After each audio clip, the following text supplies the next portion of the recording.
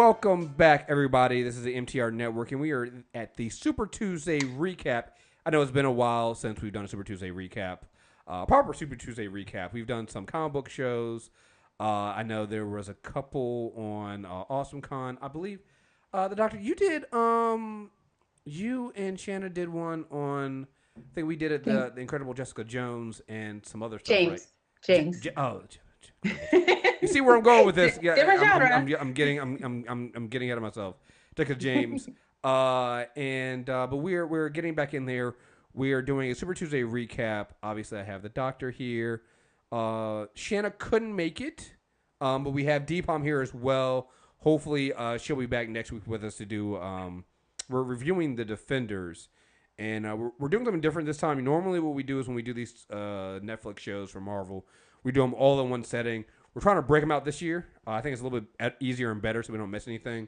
So we're doing only the first 3 episodes in this first part. Second part will be the next 3 episodes, and the last part will be the last 2 episodes and some other things, the overall thoughts of the series and things like that. So I didn't check if we had any new reviews, but no new reviews. Okay. Sure. Oh, well, see, hey, that's why we don't pay you the big bucks. I was gonna say that's why we pay you the big bucks, but we actually don't pay you. So.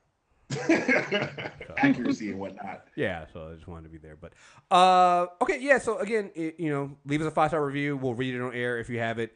We're ramping up. We're gonna be doing this, and this is how it starts because it's not gonna. I'm thinking we'll do this real quick, and then we'll have a little bit of break before the show start. But I'm like, not really, because we'll be doing lead ups and previews of our shows coming out in October. I know there will be the Inhumans starting in September, I believe. So, yeah, you'll be hearing a lot more of us on the Super Tuesday feed. So just stay tuned and be ready for that. And let's get into this. So I'll ask you guys, what did you guys think of these first 3 episodes? After watching them twice, they were even funnier. I mean, in a good way. I don't mean that in a bad way. Something that I didn't catch until someone pointed it out, and then I watched again, was the use of color, especially in that first episode, to signify each person. So a lot of Luke's sequences had a lot of yellow, even in the outfitting, but even the filter. And Jessica's was a lot of blue, and Danny was green, and obviously there were elements of red and when we see Matt Murdock again. But I really liked it. It made me feel not better about Danny Rand, but I was able to tolerate him more because every time he said something, there was someone from Luke to Jessica to Matt to Sigourney Weaver looking at him like, really? Are we really doing this? Why are you talking like this? You sound like an idiot. So I enjoyed it. I thought it was funny and good. I know some people have had some issues with it, but I enjoyed it. The disrespect to Danny Rand is one of my favorite parts of this so far. Oh, look, Luke punking Danny was everything I did not know I needed in my life. So. How about you, Deepom?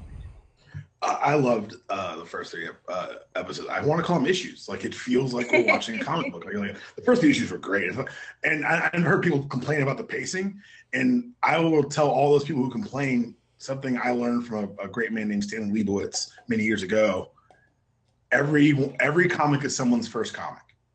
There's someone who didn't watch Iron Fist. There's someone who didn't catch Daredevil season 2. Someone who doesn't remember Jessica Jones. So while you say, I know all this, it's slow, hey, this is someone's first dip in the Marvel waters. Like, just understand that you're getting into this.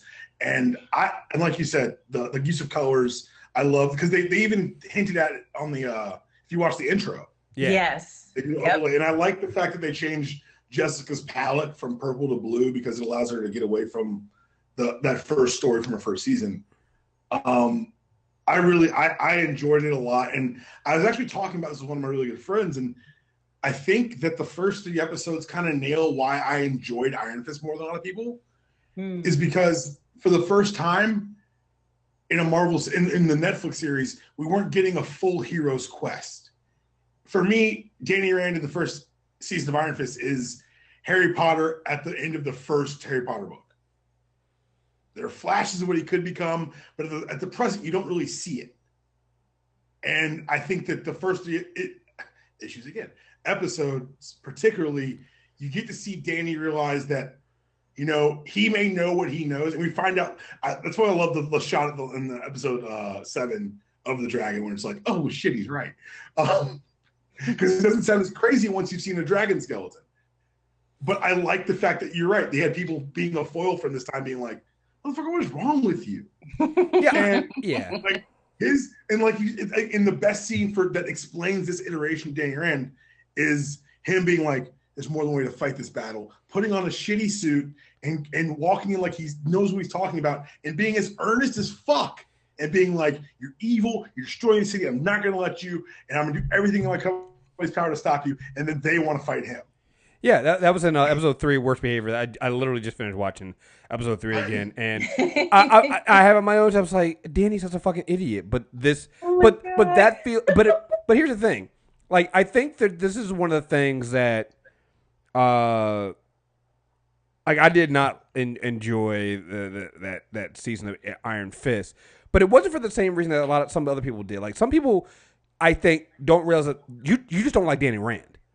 Yeah, you don't like. Think that's exactly what it is. Yeah. Because honestly, I liked Iron Fist until I remember. Like, I enjoyed Iron Fist. I'd watch it again, but it's not a good look when you're watching a show and the lead character is someone you forget about until they show up, and then you're like, oh yeah, this is supposed to be your story. But what's going on over here? Because that's really what I want to know what's happening. And that's the wild thing, is because I think, and we probably should focus on Defenders, not dipping back into the past as much, but it's kind of my same problems with Luke Cage. Right. The trappings. And I think that got evidence as we watched the first few episodes, in that Krysten Ritter and Charlie Cox are far and away the best. Oh, well, you just stole, absolutely. you just stole what I was going to say. I literally have my notes here. Krysten Ritter and Charlie Cox are clearly the stars of all the Netflix shows. Actors. They're act. Them and Sigourney Weaver. I'm like, well, you could have just done the three of them for 8 hours. Now I would watch that.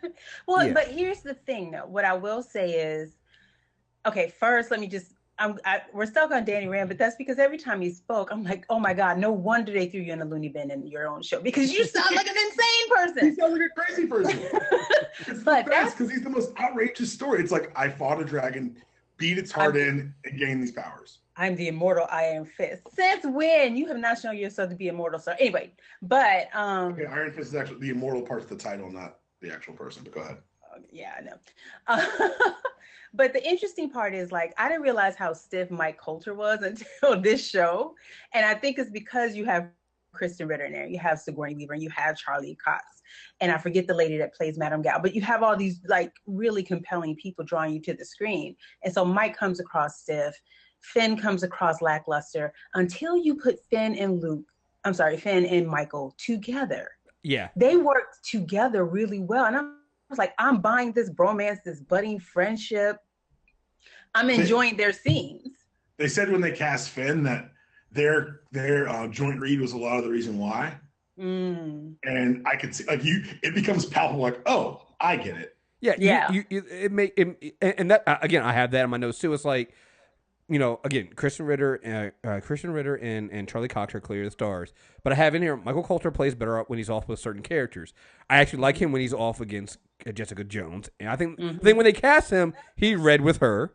And then if they're saying the same thing about how they cast That's Finn when they Jones, cast Danny, they had people reading and then that makes sense because those pairings actually make sense. And when they have those scenes together in Defenders, you're like, oh, yeah, okay, I can see this. Like, Danny's annoying, the annoying features of Finn Jones actually work for me when he's staying next to Michael Colter's because they Luke Cage. Mike Colter, right? Yes. His over emoting plays off Mike's the great straight man that was missing from Iron Fist. Right. There's no one for him to play off of an Iron Fist. Exactly. Yeah. Like, so, and I think that's also why Jessica Jones works so well, because she's playing off stoic Luke Cage. Right. Yeah. And so, like, it's so funny that we don't discuss these things before we actually we get these reviews. But literally, this is something that I had in my notes just talking about. It's one of the first things I want to talk about was that, you know, and I think that's why, to me, Defenders works. Like, I've been, you know, it works because in the individual show, even if you didn't like those shows or things didn't work, the shortened season definitely works. Although I'll be honest, when we get to the end, I think that I wouldn't have minded 2 more episodes. Really? I was okay with the 8. I thought that was perfect, given that we had how many episodes of Daredevil, and I feel like Marvel shows on Netflix struggle with 13 episodes. I No, they honestly do. would be They do. okay dialing them back to 10 because they don't know what to do with those extra 3. They really I'm right don't. with you. I'm right with you there. I think, and this is controversial to people, but I think the only 2 series that have actually used all 13 episodes in a storytelling way proper was Daredevil season 2 and Iron Fist. And before I get jumped on, let me explain. No, you're not. Hold on. I'm not going to jump on you because Okay. I agree. Iron Fist, as much as I was like, Danny, I don't care about you. It was paced perfectly. So well. Like I didn't even realize I was at episode 13. I was like, wow, it was 13? You didn't have that like lag that you get. And I think Marvel's figured out there's 2 ways to do the 13. You can either have that really, really slow build for a good crescendo, or you can do Daredevil and do 3 shows in 13 episodes. Right. Yeah. The reason why I say that I wouldn't mind the extra 2, I did not 13, 10 at the most for Defenders, is just because, we'll revisit this when we get to the third part of this, but there are just so many other side characters in here that, and other things in here that I wouldn't have minded. And they do kind of rush through some things, but again, I'm fine with the 8. Like the 8 works. Yeah. I'd rather you go with less than go with people. See, I wish they'd have cut back one. Right. So I think in this case, leave me wanting more versus leaving me going, you could have done without the last 2 episodes. So you're 100% right, and I think that part of it is that the fact that the whole thing, like they commented on the end, the whole story happens in 3 days. Yeah. Which I love. So with the sprint, there's a sense of urgency. And that's one of the things I love about the first episode. People, they got to exist in their own silos before they brought them together. And I like that it was 4 people working on the fringes of the same thing from different angles. Mm-hmm. And you already mentioned the color and the way they play with it and kind of made it accentuate, but they also did it with music. Mm-hmm. Yes. And it makes that moment when they drop Run the Jewels in episode 3, when Luke Cage walks in and you're like, oh shit. Right. Yeah. It, I think that this, because this was one of the things I was worried about. I was like, how are you going to bring all of these characters when they ended their seasons, their last seasons, were in different places. So you had, and actually, so Jessica was probably, even though she's in the worst, probably in the best spot of all of them, because Matt doesn't want to be Daredevil. Luke is in jail, and Danny and Colleen have flown across the world looking for Kunlun. So, and can I correct you real quick? Yeah. Matt don't want to be Daredevil because Elektra put it on him and now she dead. Oh, so yeah. Let's get that clear. And I think that's one of the things that I really liked about this, and is they're able to tell individual stories because, like you said, Jessica's story is that she's literally in the same rut we left her, like literally in the same rut.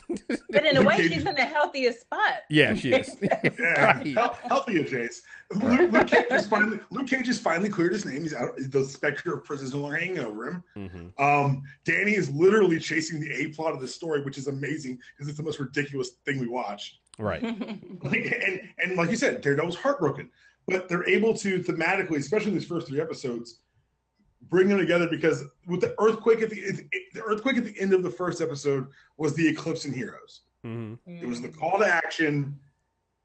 It was the something's got to give. And by the time, and people said, oh, I want them together faster. I think it was really well done because by the time Danny punches Luke in the face, you're begging for it. Well, I think I don't know why people want it faster. I mean, if you do any, I don't know how you, and this is why I was worried about Defenders.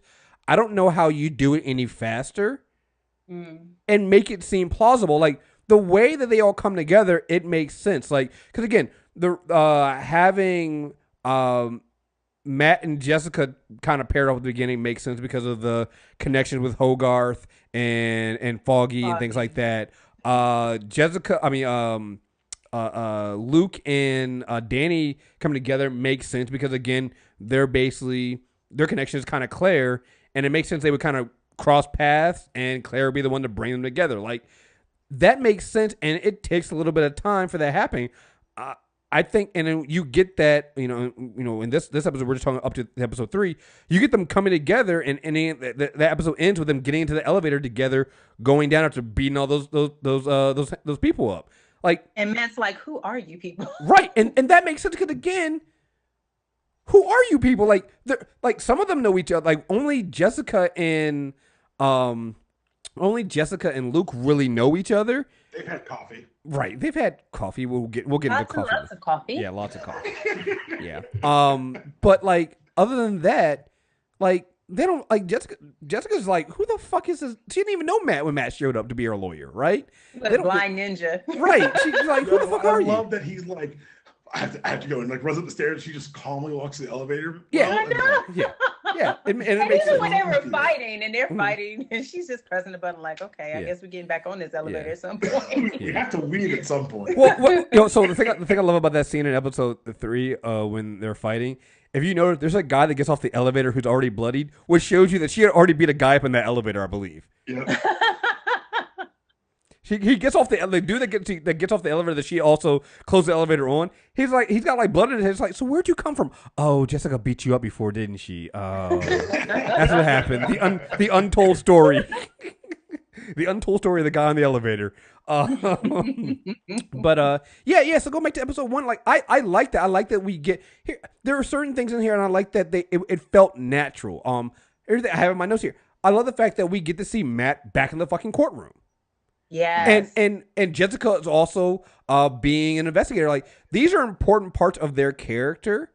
And I think it was good to see those established, see them, and that's something that's one thing, particularly with Jessica, that's established throughout this entire show, but definitely in these first 3 episodes, that she might be a drunk, she might come off as a loser, she might not change her clothes, but she's a damn good investigator. And she figured some shit out, like not just figuring out where this guy was, but then also switch in episode I think is it 2 or 3 where she convinces the dude to tell her about I think it's episode 3 where she convinces the dude to tell her about the building. Yeah. She's all playing I'm a little CEO, and I'm like, first of all, dude, can you smell her? Because she hasn't changed her clothes. She smells like whiskey. Well, not just that. She hasn't changed her clothes in season 2. So I'm just saying, I don't see her going to laundromat. I don't see any of that shit. But then she also figures out that Matt's following her, and she ditches Matt. And granted, at the time she doesn't know he has powers, but she's able to do that. I mean, you figure out that hey, Jessica's actually pretty good at her fucking job. Even in that scene where they show her going through the records of and tracing the history of this building, of this company through all this time. Like I think that's in part 2. That's in part 2. Yeah, in episode 2. Where she makes a connection. Well, that's in episode I think 4. No, 2. No, it's 2.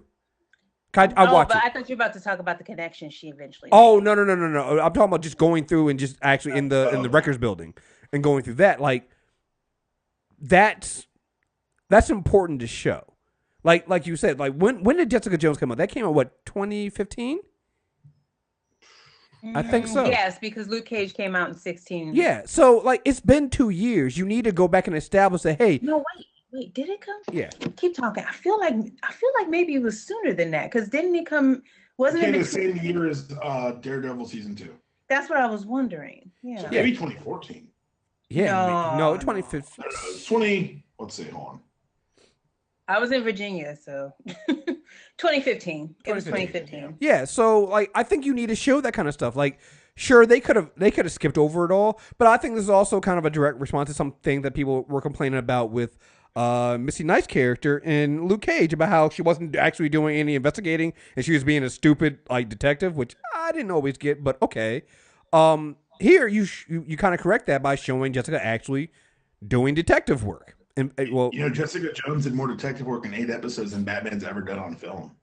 See, why do you have to go and do that, man? I'm just saying, like he's the world's greatest detective allegedly. We're trying to have Jessica does better drunk. We're trying to have a good show here. We're trying to have have a clean show. We're trying to. Fine. I had my rant earlier today on this. We're not trying to do this right now. Like let's save this for another show. Episode 1, I'll tell you what I really enjoyed, and then get away from this as the series moves on, which is fine because they establish themselves. But the transitions are so good in episode 1. There's one where they got a cut from where Luke pulls up his hoodie, and then the next cut is Jessica pulling down hers. Yeah. I was like, whoa, that was smooth. And they do it later because they start using the ancillary characters to kind of do it. They use like I think we used Trish at one point to do it to the transition to Colleen in episode 2. But in rewatching it is one of the things I really took from episode 1 was like, wow, I really enjoyed how no character felt more important. Like clearly Charlie Cox and Krysten are the best actors, and clearly Sigourney Weaver blows everyone off the screen when she's on it with people. But like, I'm sorry, she's just. I mean, there's a huge gap between everyone else in this world and Sigourney Weaver on screen. Oh, I mean, yeah. Oh, absolutely. Oh, and can I just say, you can. I need that coat she was wearing. This episode one. Oh my God, that coat was beautiful. Her outfits. I mean, some of them were, okay. First of all, I forgot she was 67. What the hell? Sigourney Weaver is 67 years old. Yes, she is. I looked it up. I knew she was old. I didn't realize she was that old. That's crazy. But I'm sorry, yeah. I need her coat. I need Electra's coat. I need all but you're talking about the coats, but that's something else that was really important because the colors also played in all the costuming of the characters. Yes. And that's the attention to detail that I know Chris, you and I talked about on the review. I really do think Iron Fist was rushed because there's even let's say you don't like Danny Rand, whatever. The character beats they gave him in episode 1 through 3 are perfect. Mm-hmm. That's the character they wanted to convey. You may not like that character, but that's the character they wanted to convey. And I think they did it. And I think maybe having the smaller, quieter moments, like him on the helicopter with Colleen when she says, "New York, the greatest city in the world." And he looks out the window and says, "New Yorkers always say that." Yeah. Well, that was I was like, holy shit. That was it. Yeah, and I want to say too, like when I say people don't like, I mean, I don't think people like the comic book character Danny Rand. No. And they do now because he is like the full Iron Fist and like clearly he's like Kung Fu Tony Stark. He's more fun now to read. I don't even know if people do that. Do they? I like it. Well, let's take yourself out of this, right? Whoa. Like, no, I'm being serious. But I'm being serious. I'm being serious because I think there were certain things I was seeing people complain, even in this series and with just Danny Rand in general, like that he's doing. I'm like, Danny does this all the time in the comics. Like, he's always kind of this annoying. I'm the immortal Iron. I'm the Iron Fist. He's the guy who always thinks he knows a little bit more than you. Yeah, it's actually, not that can be explained with cheating. Like, fuck you, I got shot. Right, exactly. I feel like Danny is Jon Snow. He don't know. He is. No, he is. No, he is. That's exactly. And I don't even watch that show. That's exactly what he is. I watch while my fiance watches. I'm on my computer, but from what I've seen of Jon Snow, from what the stupid shit from last week, Danny's Jon Snow. Yeah, no, I'm done with that. I'm now calling Jon Snow Iron Fist for the rest of the show. I mean, so is that and he's got a little bit of the Keanu Reeves I know Kung Fu shit, and it's just like except for this series, he really did know some fucking right. He does know. They tightened up his fight scene so real. Yeah. Even with that, I'm sorry, Matt is the better fighter because Matt was kicking his ass. Well, Matt's a different fighter. Like you got to remember, like one's a weapon, one's a ninja. Yeah. But going back to Finn Jones, the one thing I also noticed, and again going back to what we were saying, like that season of Iron Fist just feels so rushed. A couple things. One, Finn Jones seems to have filled out a little bit more. He seems to be, he physically looks better.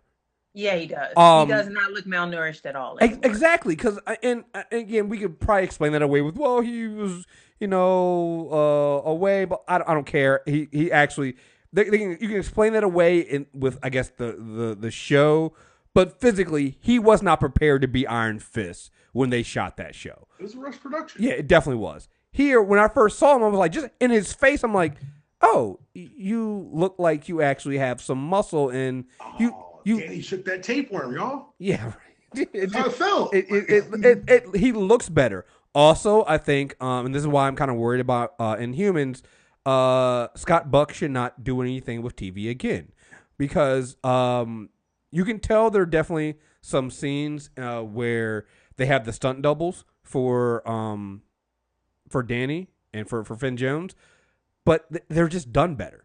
They're just shot better. Better shot. They're way shot better.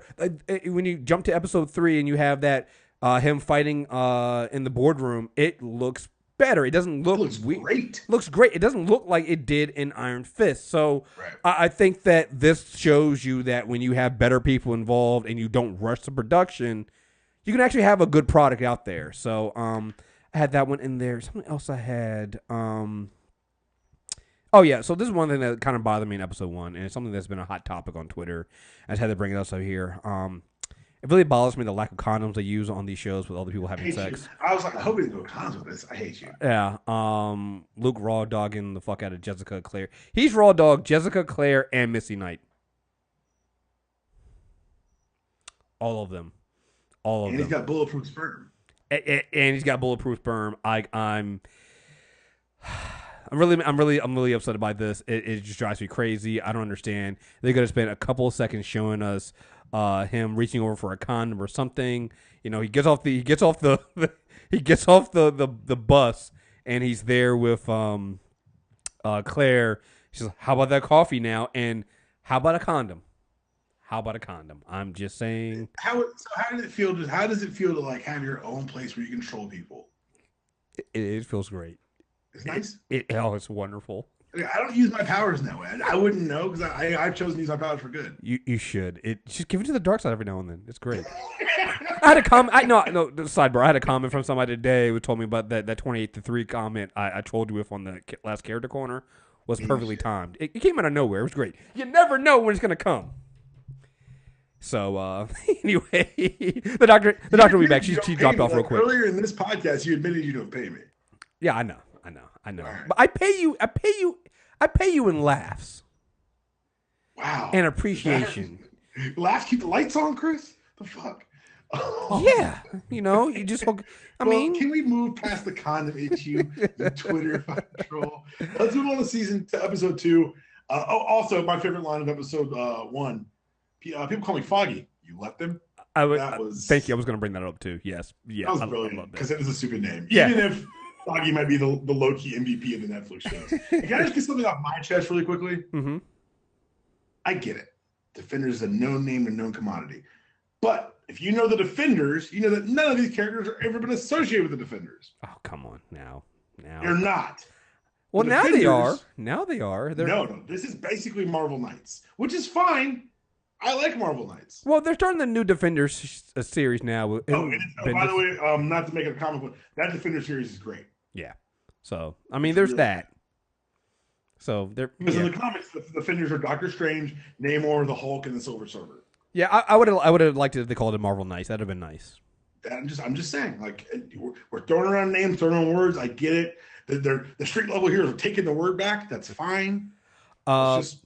Two more things before we move on to episode 2. Okay. One, again, I love that they nailed the Catholic guilt with Charlie Cox. That's just, again, they've been so good at consistently writing Daredevil. Like I feel like I don't need to say how impressed I was with Daredevil, but yes, you're right. Yeah, I love that.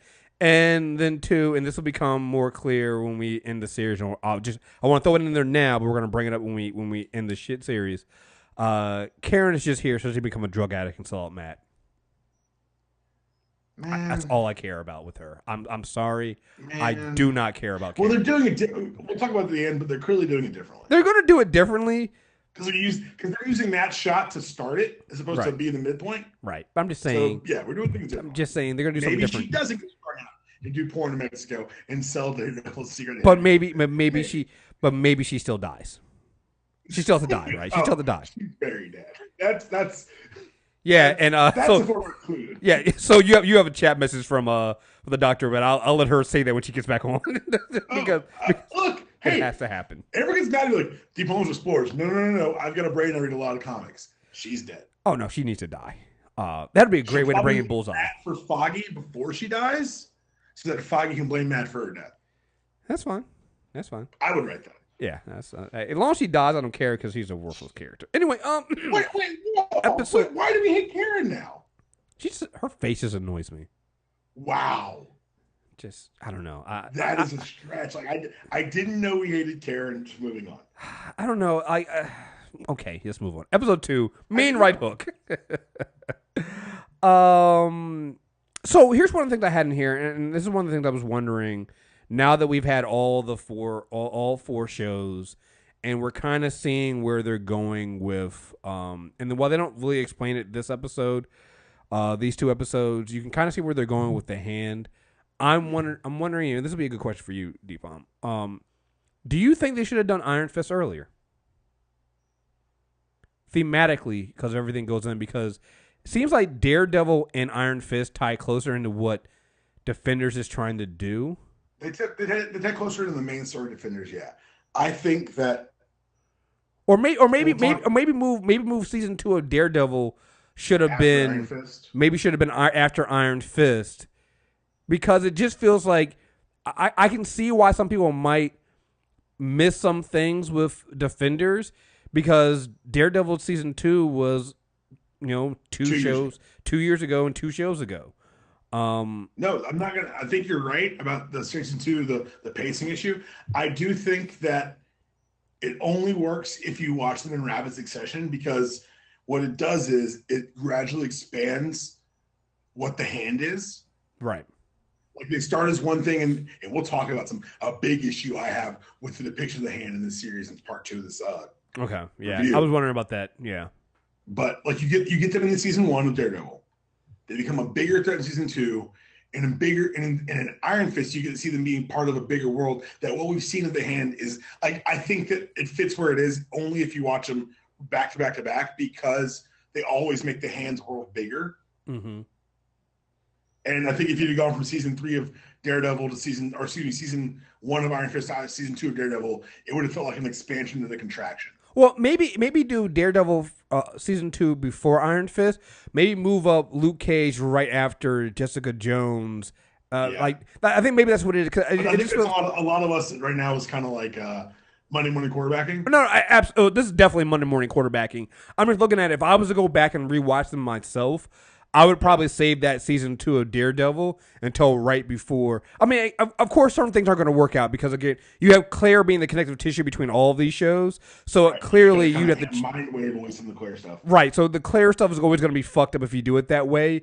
But thematically, when it comes to the hand and what they mean for the larger story they're telling here, I feel like. Yeah, that's what happens, and I do feel like if let's say you have never watched any of these, but you really want to watch the Defenders, I would say watch. You can probably cut out. Watch Jessica Jones because it's good, but you can cut out Jessica Jones. You can cut out Luke Cage. Watch the 2 Daredevils and an Iron Fist to get the hand story, because I think that's important for what they're dealing with in Defenders, if you're going to do that. So, but yeah, that's something I had in here in my notes when I was watching episode 2, and I was thought to myself, yeah. It was just something that I was thinking to myself. I was like, man, I kind of feel like this just feels kind of almost out of place. Well, not out of place, but just I'm having to go back and try to remember things that happened in Daredevil season 2, and now I want to go back and rewatch that season. At least what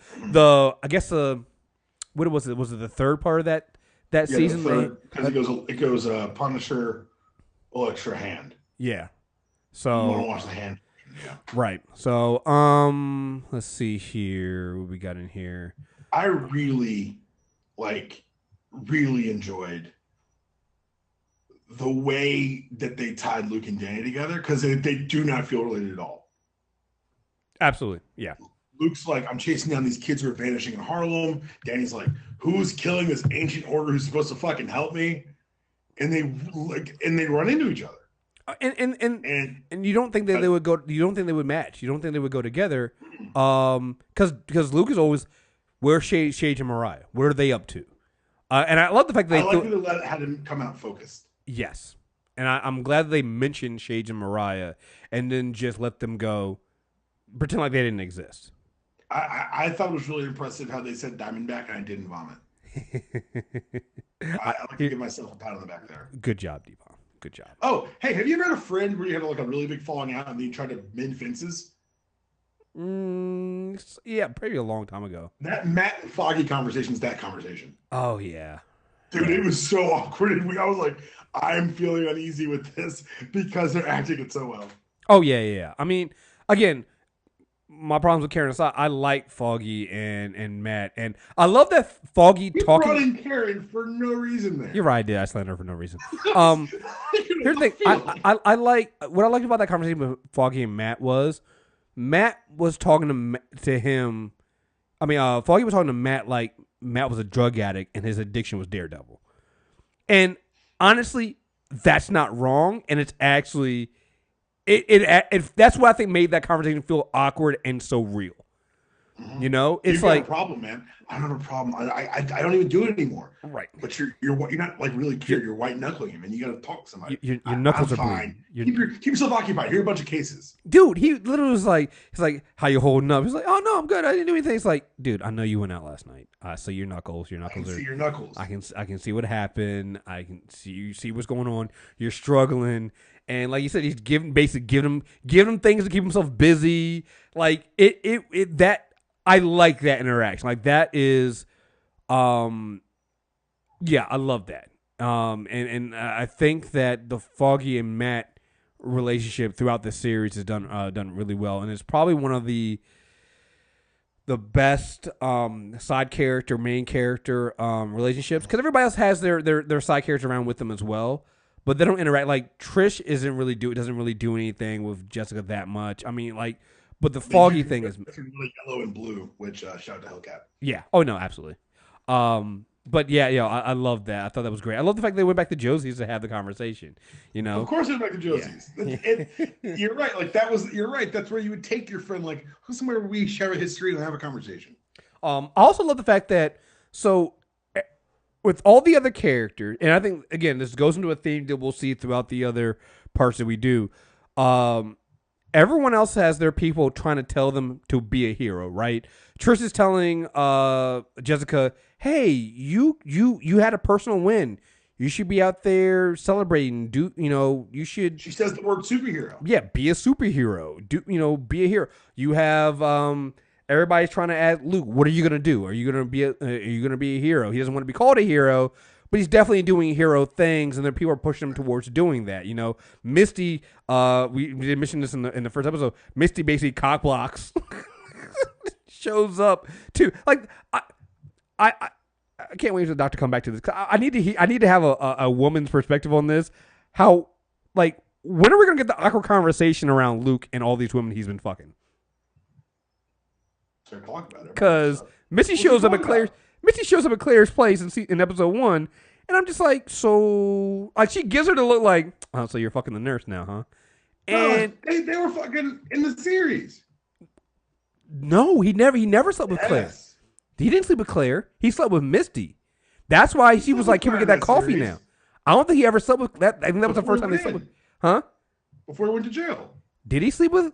Yeah, dude. I don't. That shit was established. Man. I don't remember because Misty and Claire were in the basement of the hospital. I should think so. Yeah, in the basement of the hospital. Yeah, Misty and Claire. Yeah, but he wasn't fucking Claire at that time. He wasn't fucking Misty anymore. No, but he had. Once the episode. I'm not doing this. I'm just saying that there's no awkward conversation there. There's no. What's I talking about? Like, okay, all right. I'm just saying, just kind of weird. It's kind of weird. It's gonna get even more awkward with Jessica. Grown-ups, right? Are we? Shit. Danny, I'm not talking about Danny. Okay. All right. Everybody Anyway. But shit. What was I saying? Shit. Now I lost my train of fucking thought. With that, but no, everybody wants him to be here. So Missy's talking to Luke about trying to help out. Obviously Danny's out here trying to defend the hand, and Colleen's like, whatever you want to do, Danny. Colleen's like, I really like Colleen's use in the first 3 because she's the one who's like, Danny's getting frustrated because everyone they try to find is dying. Right. And she's like, maybe there are more people who can help. He's like, no, it's just she's like, Jesus Christ, Danny. Think outside of the shit you were taught.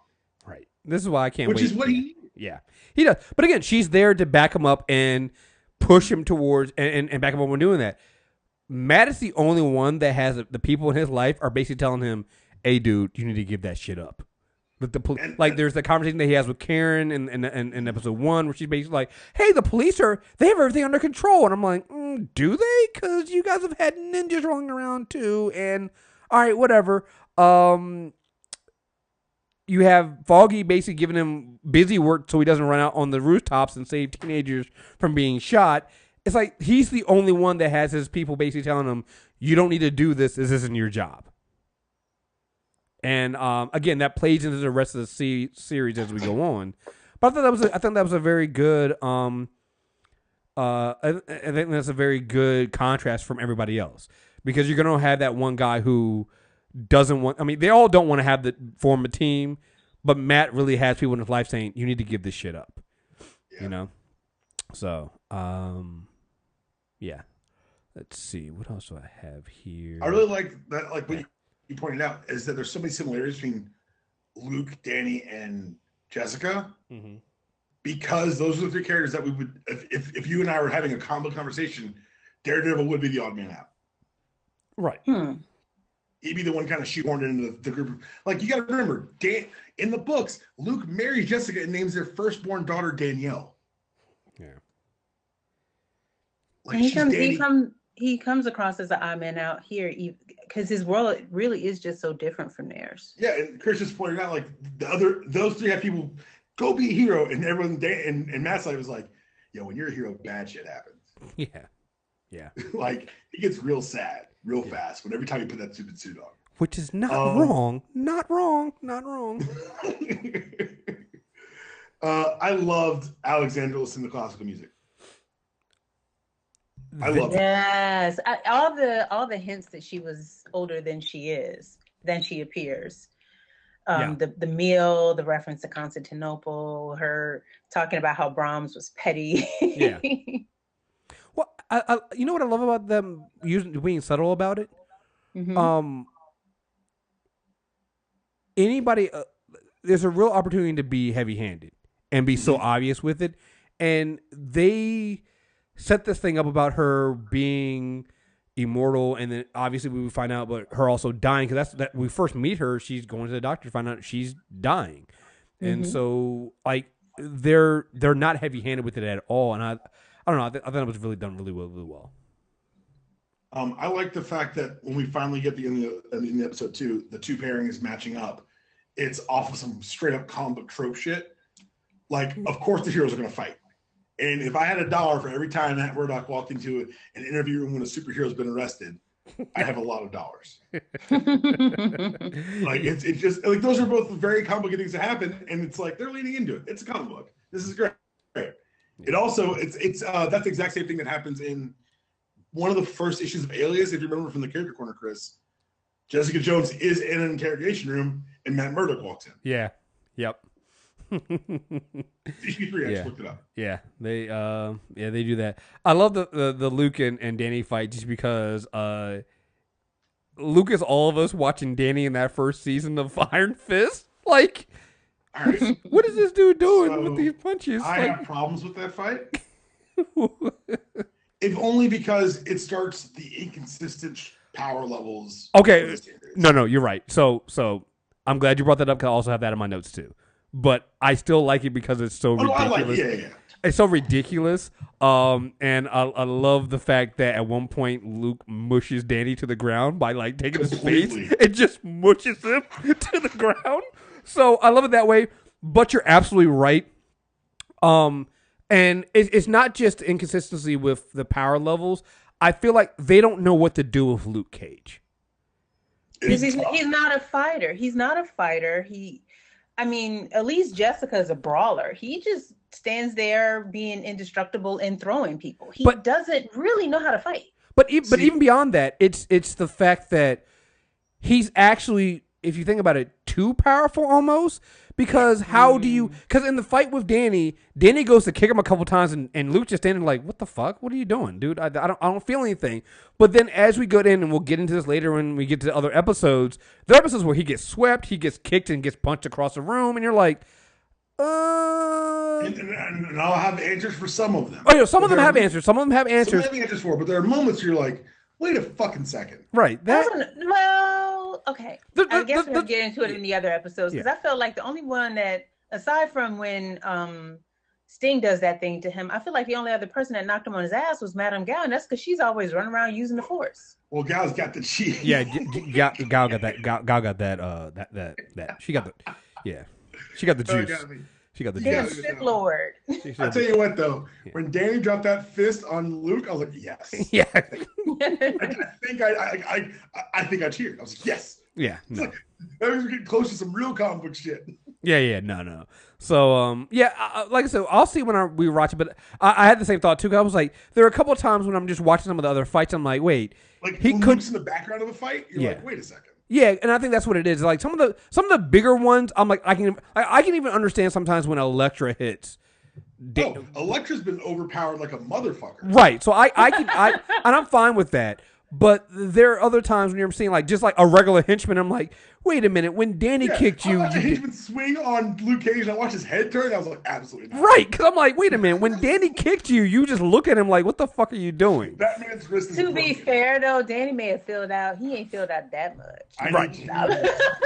Like even for just in continuity for the show. Well, because if you remember Luke Cage season 1, there's that one dude that punched Luke and broke his hand.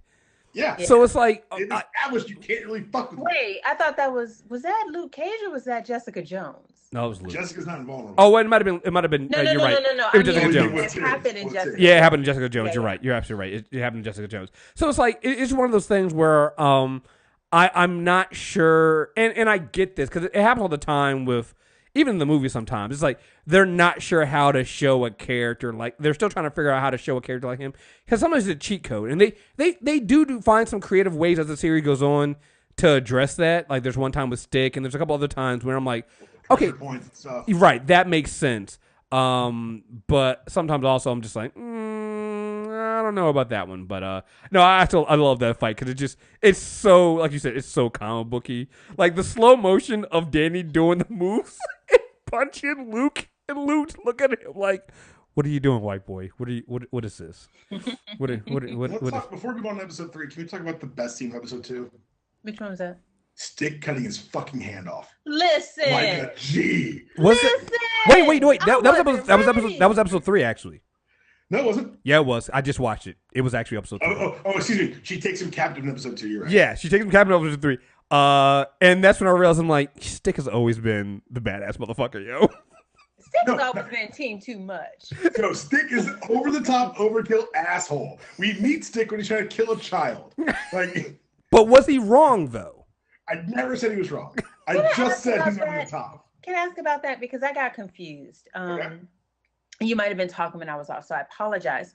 We thought the kid was the Black Sky, so how all of a sudden did Elektra become the Black Sky? There's more than one potential vessel. Okay. And that's one of the things I think, I don't know if you heard it when we were talking about this. I think you stepped away. I really want to go back and watch. If you're just going to watch Defenders, rewatching both season of Daredevil and Luke and Iron Fist are necessary. We were talking about they maybe should have changed when season 2 of Daredevil came out because it should have come out right before Iron Fist, right before this, because that makes more it ties more into Defenders, because I think there's a lot of stuff, particularly in that season 1 and season 2 of particularly season 2 also of Daredevil, that really tie into Defenders. That by the time you get to Iron Fist, you've had 2 series where the hand haven't been mentioned. Exactly, and you're just hard to get back into that world, right? And again, season 3, episode 3 starts with them basically recapping, what happened to Elektra. Not recapping, but kind of what happened to Elektra when she died, and the hand had stolen her body. Which also. Go ahead. Sorry. And it threw me because it didn't hit me until I watched it the second time. That was a 13-minute cold open. Yeah. Yep. The oh Lord help me. The credits didn't play for 13 minutes. I'm like, oh, that's right, it didn't play for 13 minutes. They went long. They went long on that one. Also because they said it was like that also established that it's only been a few months since Daredevil 2. Since Daredevil 2, which means that Daredevil 2 and Iron Fist kind of technically happened around the same time. But then when does Luke Cage happen? Was Luke in jail only a few months and got him out? Yeah, I think Luke was only in jail for a few months because they mentioned that he'd just gone in to finish the sentence and to fight the charge in the first place. Right. Okay. So, yeah. So, but that makes sense because I love the cold open because it was great to, like you said, like those strings that you and I were just discussing had been kind of left in the dust. It picks him back up and reminds you about him. Mm-hmm. Not just is Elektra a blank slate, but Stick is not just this guy who leads this group called the Chase, who we've met a couple times. The Chase are disciples of Kunlun. Yeah. And honestly, say the name once in Daredevil season 2. Just say Kunlun once. Yeah, they didn't, did they? no, I know they didn't, and that's crazy. I'm like, we've had like these runs with the Chased. By the way, we saw Stone from the Chased in season 1 Daredevil. We haven't seen him since. Dude, thank you for. I was gonna say that for episode 3, but thank you for bringing that up. But that goes back to my idea of I'm wondering if they had this planned out, because I'm beginning to think maybe they didn't. No. I'm beginning to think they didn't because, like you said, spoilers, they did not. Because I remember that was a big thing in Daredevil season 1 of them showing us Stone, and I'm like, wait a minute, we never get to mention him in season 2. Then you have this happening. Then they say the Chase are all gone. I'm like, wait a minute. Well, but now you set up like a Stone left the Chase or something. Like, yeah, there's a way to do it. Oh, there definitely is. You're right. If they'd have planned it would have been smoother. But I bet when they said we're going to shoot Daredevil season 1, they never thought they'd ever get Kunlun Dragon Skeleton. Yeah, I don't think they did either. I don't think that's a long jump from Daredevil in Hell's Kitchen to Dragon Skeleton. Yeah, I don't think, like, and again, this goes back to, when people complain about them not being directly connected to the MCU and things like that. Like, it is connected. It fits in somewhere. But the reason why is I don't think that the TV stuff is planned. Not even all the. Nothing's guaranteed in the TV side. Right. Yeah. So they can't plan out like that, and so it's just. And that's what happened, because that was one of the things that gets me too. It's like they've been kind of said they could have mentioned Kunlun, they could have done any of that stuff. So while I liked it, I think they did the best they could. It would have been an info dump. Yeah, it would have been nice to get a little bit more of this leaning up to us, because you got to think about it. We've been seeing Madame Gao for what? She's been in next to Claire. She's been the character that's connected in most of the other series, right? Is she in Luke Cage? She's not in Luke Cage, and I don't think she's in Jessica Jones. Is she working with Diamondback in Luke Cage? Back end? No, I don't think so. I don't think she was ever in. So I think she's only been in. She's been in 3 shows. She's been in Iron Fist and then the 2 seasons of Daredevil. But it's like you could have. That would have been a good opportunity there to connect them, because even it's kind of something we said. I hate to go back to Iron Fist, but I think it kind of matters here. Even with them going with the whole different version of the hand, when they get into, we'll get more into this, and I guess in the next episode we do about this. Like you said, it goes into like an information dump. It's like, oh man, I see where you guys are going with this, and it's not bad, but goodness, it would have been.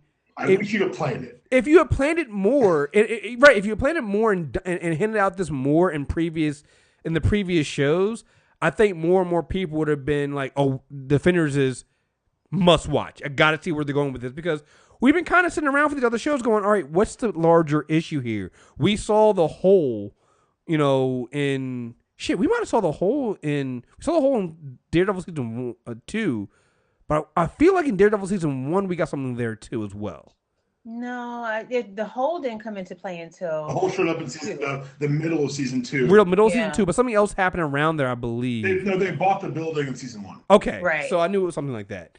So it's just like I don't know, like the siege are there, and it feels like Daredevil is Defenders just trying to piece them all together. But I'm like, damn it, man! You guys could have done a little bit better job of, like, you buried the lead. You buried it too much, Going back to the beginning of this episode 3, worst behavior. I gotta say, and as an Alien fan, I love this throwback. Sigourney Weaver giving Elektra the newt hug from Alien. Easy, my child. Yes. Oh my god. I'm not gonna lie, like that. I'm like, that is the same hug she gave that little girl in Alien 2 and Aliens. Yes. I'm sorry, I immediately recognized that. And you know what was funny? It wasn't until that episode my son was watching to me. He's like, "Wait, that's Ripley," right? Because he recognized the hug. Yeah, I tell you what, I really enjoyed the during the flashback in the cold open. How remember the drill that Elektra did with Stick, where she fought 3 guys and he got mad because she was killing one. Mm-hmm. Yeah. This is that on. Oh, we're making you an assassin this time, because it went from 3 to a room full of guys to a room full of guys with real swords, and I thought it was a really powerful storytelling choice to not show that fight and to show the aftermath. Agreed. Yeah, it was. You saw the aftermath, and it was at the time I was like, God, I wish I'd seen that fight. But what it does is it wets your whistle for what happens at the back end of this episode. Yeah. There's a severed arm and a severed leg there too, if you look carefully. Oh, she did not fuck around. Yeah. She did not. But this also goes to another thing. I was saying, again, I bring up the callbacks to Iron Fist just because I it's the one most tied to the series. It's the one most tied to the series, but it goes back to I think some of the problems some people had with what they did with Danny. This is what I think a lot of people need to see of Danny. Like he's always going around saying, "I earned." Like even in that we didn't even talk about it too much in episode 2, where he gives the when Luke and him meet and they have the privilege talk, where Luke basically says, "You were born with privilege." So shit. Yeah. I love it. And that's why I love this version of Danny, because we're not going to get a full Iron Fist for probably like 3 seasons. No, and that's fine. That's fine. Yeah. But I love that conversation. But it also goes back to I think one of the problems I always had with Danny. Danny's frustration, like, and maybe it's not Danny. I think it's Finn Jones in his acting. I think that he can't show frustration without it coming off as whining. Okay, so here's the thing. I don't think that's Finn, and the only other place I know Finn from is Game of Thrones as Loras Tyrell. Yeah, and he had a range of emotions. That's why it's been so shocking to see him in these Marvel series, kind of faltering. Yeah, I don't know if it's the writing. I don't know if it's the directing. I think part of the directing of these series is you've got to go big because there's a lot of big personalities there. Mm-hmm. But his big of frustrated does come off as whiny. I also think that he isn't as good an actor as, I think the comparisons, him being on screen with these other great actors doesn't help. Yeah. There's that, but I also wonder too that it sounds crazy. He is naturally British, right? So is Charlie, but there are some actors who are British who are so busy focusing on their American accent affectations that it messes up their acting. And I'm wondering if he's one of those people. There are some people who are British who can go back and forth. It wasn't until I saw Idris and other stuff that I realized that, oh my God, Idris isn't an American. Okay. But then there are some people who are like, oh no, boo. Like I love Anthony Stewart Head. I loved him in Dominion, but I'm like, oh, you would be so much stronger if they would just let you be British and in all your glory. Same for the kid that played his son. So I'm wondering if that's part of it. He's so focused on the American accent that it's messing everything else up. That could be it. It's definitely worth having the conversation. I think that the use of Claire to unite Luke and Danny was just kind of perfect. No, I think that was great. But so going back to episode 3 and the point I was making with the training with Elektra, when Danny's always talking about how he earned it. Oh, I trained. I had to do all this. Like, you need to show sometime, not tell. And I think it would have helped at some point to get a flashback of Danny actually doing what he's saying. Because when you're watching, it kind of works that he doesn't, because then when everybody's blowing him off, it's even better. And so, Chris, I was with you like that too until episode 7. All right. When you get that shot, and I'm like, because now when you show the incredible shit, right, it reframes, because you're as the audience, you're supposed to think this guy's an asshole and full of shit until you see something legitimately crazy, and he's like, I fucking told you so. Oh well, no. I think you need that. For the other characters, you can still do that, but I'm just saying, like, when we get Elektra and Elodie Young, because I think she's just good as Elektra anyway, and watching her kick ass. But even with Matt as Daredevil, you've seen them in their solo shows fight. You've seen them train. You've seen them go through that. Like, we shouldn't have to wait until 20 episodes to see Danny do that. Like, I think my only counterpoint is that Danny's training is way more fantastical than Matt's. Absolutely. And maybe it's worth the payoff of saying something crazy and delivering on it later. Yeah, maybe. Okay, I can see that. I'll go back and we'll see. Like I said, I just remember. I'm also hoping that they do these things in the future. I'm giving them credit for something that hasn't happened. Well, and maybe that's what it is. Maybe when they do season 2 of Iron Fist, I need to see that. I need to see Danny's training. Because we've now seen Matt training, we've seen Elektra training, like that scene and them going with the cold opening, seeing Elektra be reborn, seeing her pick out her new weapon. I love this shot of her walking past the sides and not picking them, and you're going, she's gonna get them at some point. And then going into this training and then working her way up from barely being able to beat that one guy to then slaughtering what was like 8 guys and severing foots and feet and things, but not even showing us that like. That's a scene you're like, and then getting Alexandria in the back going, she's ready now. Like, Mm-hmm. I want to see that from Danny at some point. Maybe we get that in season 2, but they got at some point. You got to give us that. Like, I'm tired of hearing. Yeah, and again, like I said, I'm giving them credit for something that I think they'll do. Yeah. Well, but I don't. I can't promise it. Well, you know what? Here's the thing. Now that he's filled out, he's made a tweet recently about how he's training for season 2 already. I think Finn Jones will actually be ready to do that in Iron Fist season 2. Again, it goes back to we know, like, they rushed season 1 and he just physically couldn't do it, and so whatever. Anyway, but yeah. Oh, I'm sorry. The Privilege Talk was in episode 3 because I just watched it again, so I thought it was in episode 2. Yeah. The difference is I live on their block, and you had the power since the day you were born. I'm like, yeah, no, that's that, and this is why, like I said, I like those two when they're playing off each other. Like, that's a good pairing. Right. Like, why are you beating up all all the street level operatives, which just so happen to be people of color, you racist?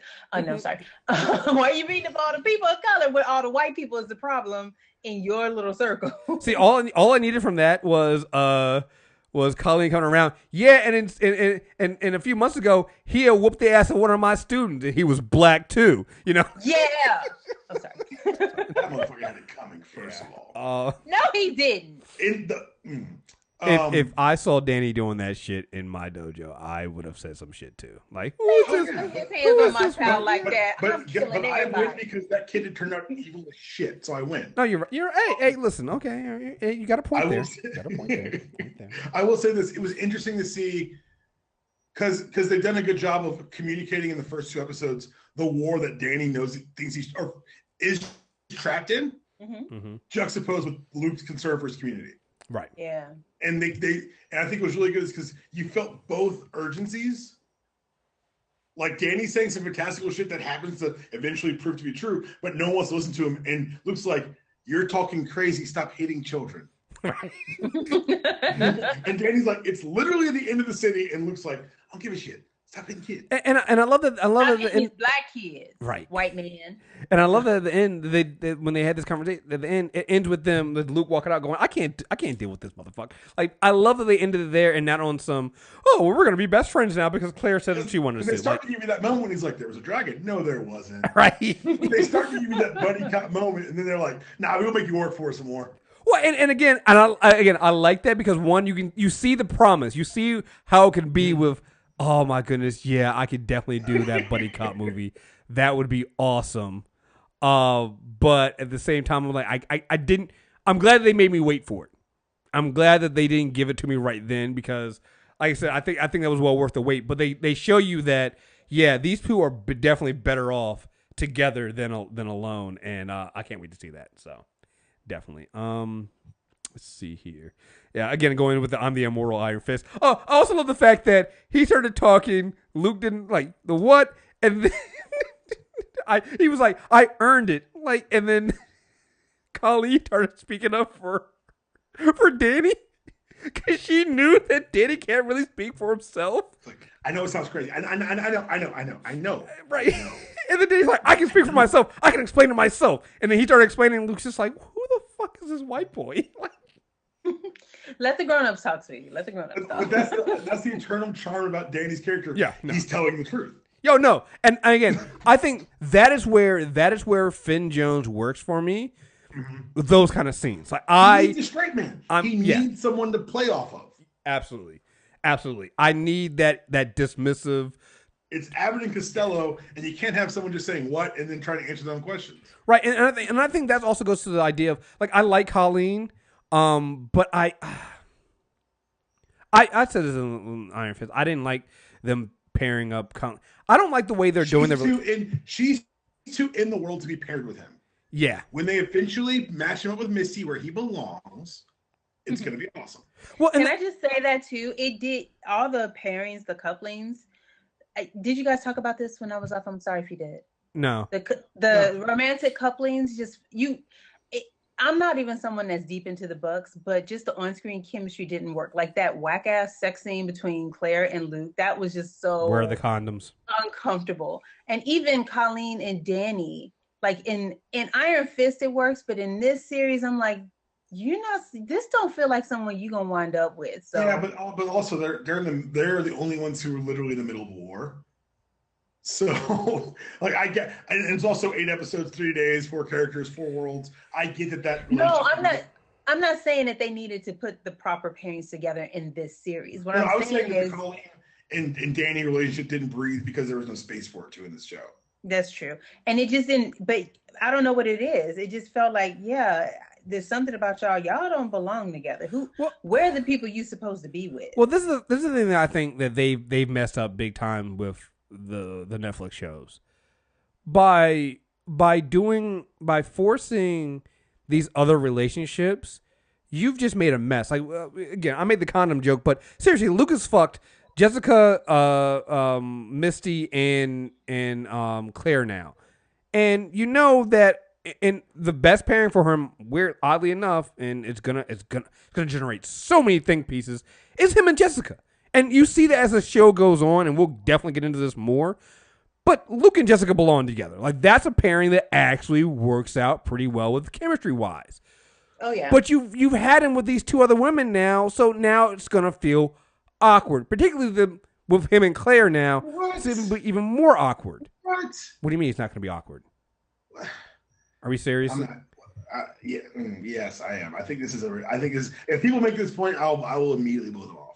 It will. It's gonna be awkward in show. It's gonna be awkward in show. Look, didn't we just get through talking about the fact that idiots are writing think pieces about the lack of condom use? They're gonna write think pieces like, look at they got this black man dumping these black women. For this it's gonna happen. Despite the fact that that's how it's written, and I'm really excited to block those people. Yeah, I'm really excited to block those people. But honestly, and despite the fact that when you're watching everybody in show, the people who have the most obvious romantic chemistry are Luke and Jessica. Yeah. The other problem too is then going to be you don't really get a pairing. You don't really, and we'll talk about this more as the series goes on. You don't get a Misty Danny pairing at all. At some point, there is, as we get into it, we'll talk about it when we get to there.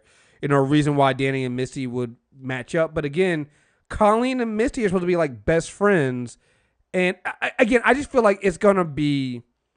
Let's walk. Let's take some time. What's the rush? Hey, look, I'm saying that's fine. I'm just saying I don't have a lot of friends where my best friend also fucked my wife. Say that again. That's all I'm saying. I'm not saying that it can't work. I'm not saying that... I'm just saying... But also, like, you're no, I'm sorry. Them's the rules. You do not. I'm just saying. Your friend chat. No, we don't know. They aren't telling the comic book stories. You're right. Problems aren't there. You're right. They're not. But if he ends up with Misty. Hey, you're right. But one, maybe he doesn't.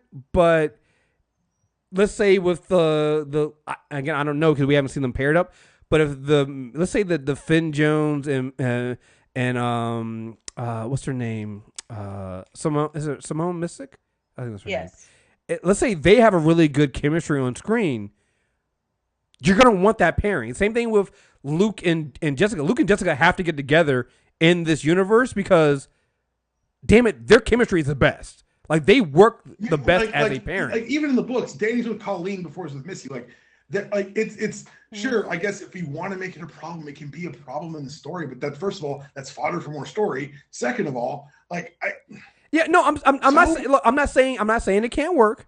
I'm not saying it can't work. Deepom, calm down. I'm just saying it can't work. I'm just saying they haven't really done a good job of writing relationships on the show. I don't have confidence that they'll be able to do it in a way that'll work. And I think that it's going to be weird. Like I said, I think it's going to be weird because it's already a little awkward and weird to me now. It just is. Like, we'll see. I think it was super awkward if I was 15. So I'm just saying, like, but seriously, dude, how even your grown-ups, like, this is handled with literally one conversation on panel, or like you watch a relationship fall apart, another one comes together, and they have those conversations. Like, yeah, I think relationships happen that way, but it's just like it's weird when everybody's also just supposed to be best friends, and I think best friends on Defenders. Like, okay, I'm not. Okay, I'm just saying. It's a subplot that doesn't even happen in the show. All right, I'm just saying. I just think it's gonna be weird. So, Yeah, like I said, I wouldn't. I'll put it this way: I wouldn't want to write that. I wouldn't want to write how to fix all that shit. It's Like, been written. Okay. Not It's been me. written. So we can go back to the books. Yeah, but the books don't really. Do their books ever really address that? Yes. All right, we'll see. I wouldn't want. I wouldn't want to deal with all this stuff. Let's see here. I will say this, and again, we'll deal with this as we go in the series. I think Colleen is also supremely underused in the series as well. But I get why she has to be. Because it's not really about her, but I would have liked to see more of her. Unpopular opinion. Go ahead. Simone Missick. Not feeling her. She be out of her depth in some of these acting on some of these scenes. I actually agree with that. I agree with that. I said during Luke Cage, every time they put her on the screen with Rosario Dawson, I said, "Stop the fight, get her out of there. This isn't fair." Throw in the towel. Dude, when they put her with Ritter, I was like, "Get her out of the room. Get her out of the room." Okay, so I feel like this is a safe space to say this then, and I'll deal with it more when we get to the third part of this. Not feeling there's Misty Knight. Yo, okay, we'll deal with it then. I'll deal with it then. Deal with it then. But We'll deal with it then. I like Simone Missick, but I'm inclined to agree. I feel like they missed. The more I see her in the role, the more I'm like, I might be a miss. You know what? It feels like. Oh God, I think I'm gonna take my black girl magic. This is what we had to. I'm not gonna lie. I'm not gonna lie. I like Simone Missick. I think she's a good actress, but for the role that they placed her in now, I don't know if it's her acting or the way they've written Misty Knight in this show. It's just not working for me, especially because everything I've heard of Misty Knight, I'm expecting a different characterization. Like, okay, I'm not going to jump, but we'll get to it when we get to the last part of this review. Yeah. But she made a series of stupid ass decisions in Luke Cage. She made a series of stupid ass decisions in this series. And I'm like, okay, where's this great savvy detective that I've been told that Misty Knight is? Because this ain't it. I think like Danny, they can be setting her up for it. Particularly what happens. They are not making a. They are not. I mean, you can make the case for it because Danny sounds fucking insane. With Misty, she's just incompetent. But maybe things change once a certain level of trauma enters your life. Well, here's okay. But here's the thing. It wasn't the right trauma. I was promised a death by Vicky Palm. Where's my Karen death? I want my Karen death. Oh, what's gonna happen? Oh, she's gonna die. Why do we hate Karen? I had no idea. I hate her face. She's insufferable. I hate her face. No. Here's the thing. That's not even real. Here's my thing. Here's my thing. I'll listen to the doctor. That's fine. We'll have that conversation. You and her face. Yeah. I can't even explain it either.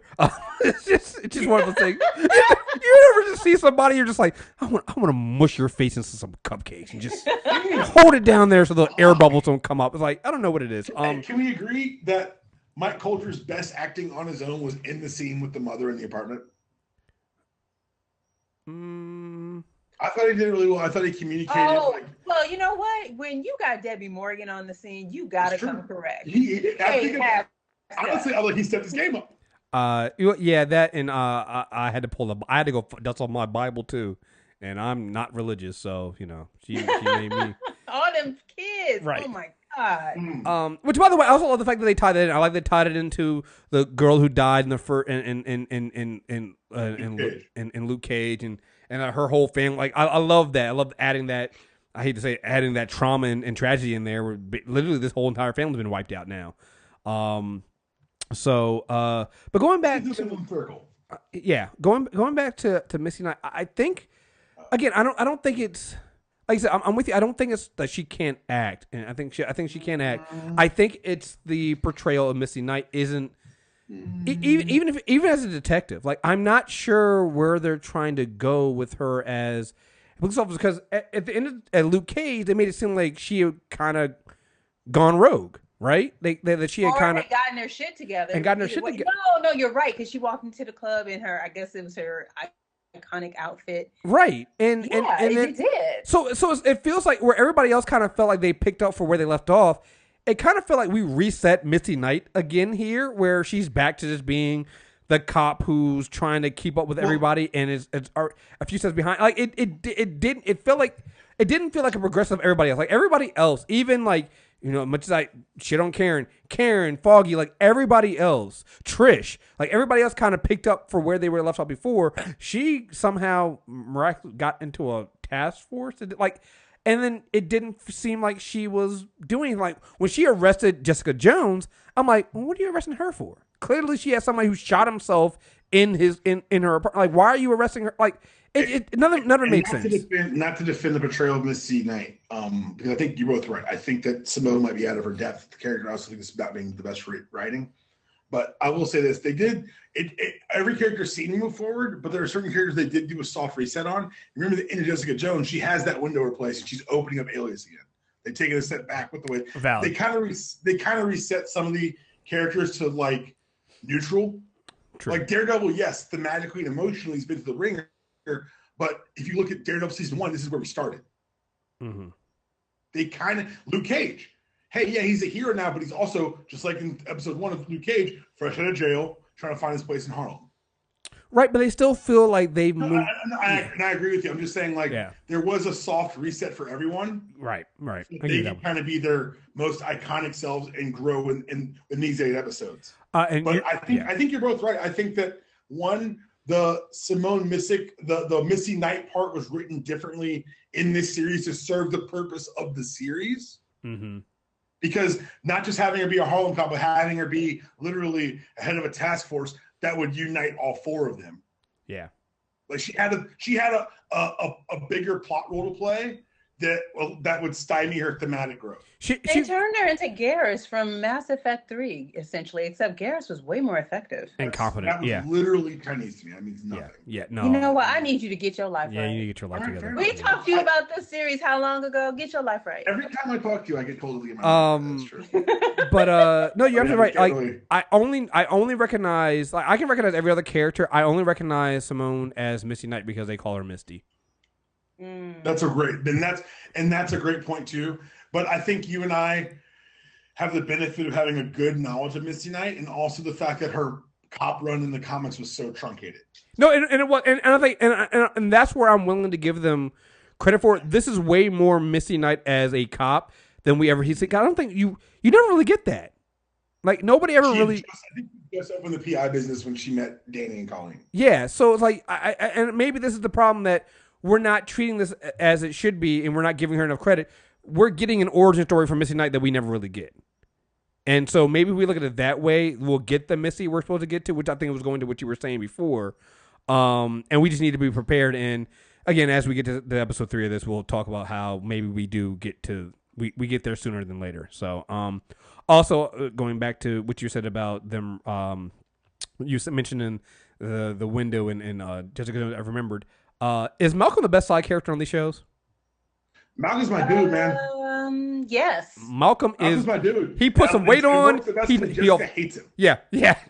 He put some weight on. He's off the crack. Like Malcolm is my dude, yo. Like I fuck with Malcolm. Yeah, he did the whole black man glow up, black boy joy. He just got his whole life. No, and like you said, I love the fact that he annoys the shit out of Jessica, but she can't get rid of him. It's like, give me back my key. Like, why are you in my house in my apartment? Cause I fixed the door and I'm doing all this. Yeah, you changed the lock because I was fixing the door. So because the lock was broken. Right. Come on. So I do like how they got everybody together in Midland Circle. Like that works for me. 'Cause I was wondering how you're gonna get everybody in that room. And you get the fight, which before we get to the fight, we got Jessica bars. Jessica, oh my God. She turns to him and says, if you cut, I think it's this one. Is it worst behavior? Yep. If you touch me again, I'll hit you so hard you can see. Mm-hmm. Yes. She says, what the hell did she say? She said something else to him.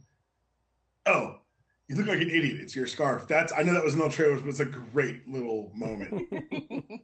And we already covered Finn Jones entering the room and Luke Cage showing up and Run the Jewels dropping. But we got a hallway fight. We got a hallway fight with all 4 defenders. Holy shit. Yep. Still not, again, not as great as some of the other hallway fights, but I'll take it. And it was good. I like the Electra Matt fight in there. He slowly figures out who it is. Yeah. Look, when she put him through that window. Look, I was like, it's not her. Just fight, dude. Just live. Yeah. And I love that they ended. Yeah, go ahead.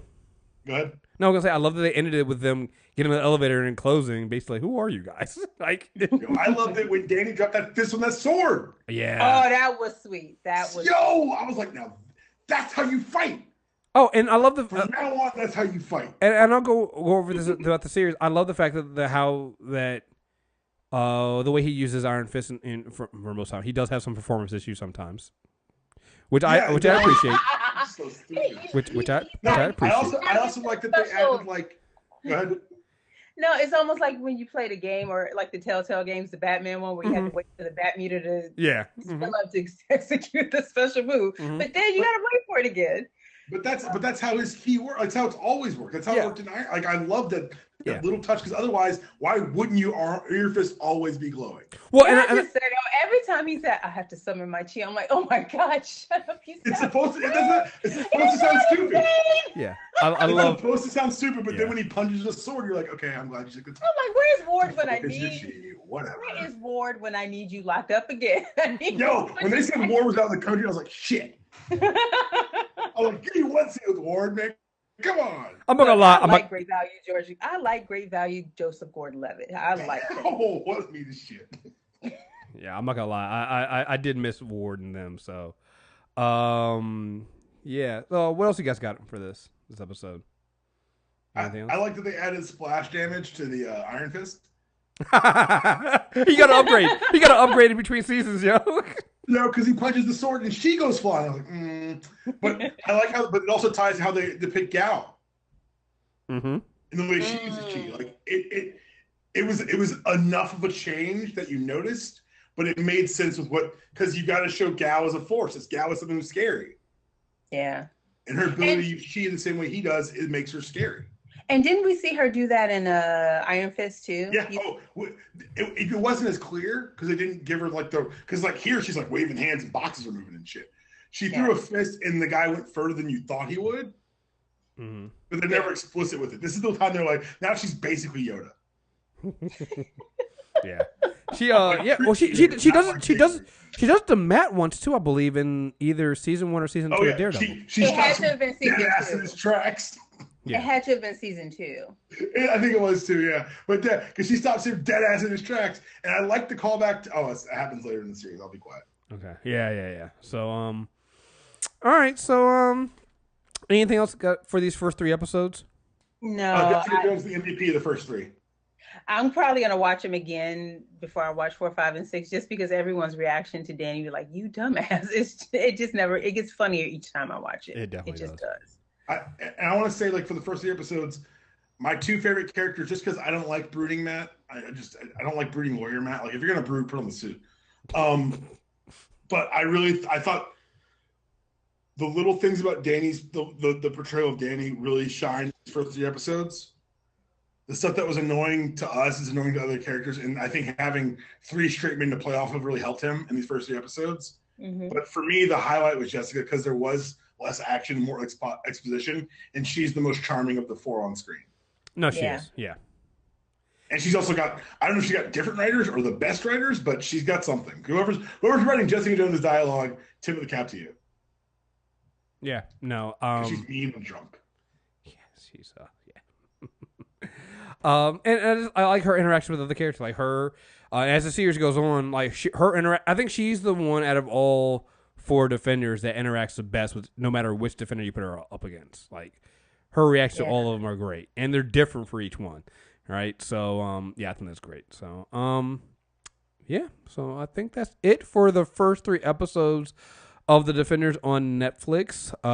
You can find the rest of the reviews. Like I said, we'll be back every week with a new review of the set of series. So next week it'll be episodes 4 through 6. And then we'll do 7 and 8 2 weeks from now. And we'll probably also mention something about the Punisher, any other news we got coming out. Then we'll finish up the series and go from there. And hopefully Shannon will join us as well, and we'll be going in for there. I can also announce now, Shannon the Doctor will be reviewing Black Lightning, so that Deep Arm and I don't have to do it. And I'm not saying God bless you both. And I'm not even saying that because I don't want to watch it. Yeah, I'm not even saying because I don't want to watch it. I don't want to review. Like, I just don't want. It's too much. So we're coming up on a lot of stuff coming up in this fall. So stay tuned. Super Tuesday recap on iTunes and Stitcher Radio and Google Play Music. Leave us a 5-star review on iTunes, and we'll read it on air next week. And you guys got anything you want to add? No, that's it. I'm looking forward to episodes 4 through 6 because that's when it really gets real. Yeah, shit picks up. I cannot wait to make. Yes, I'm excited for the next episode, but I'm really excited for the finale so I can talk about the whole series. Yes.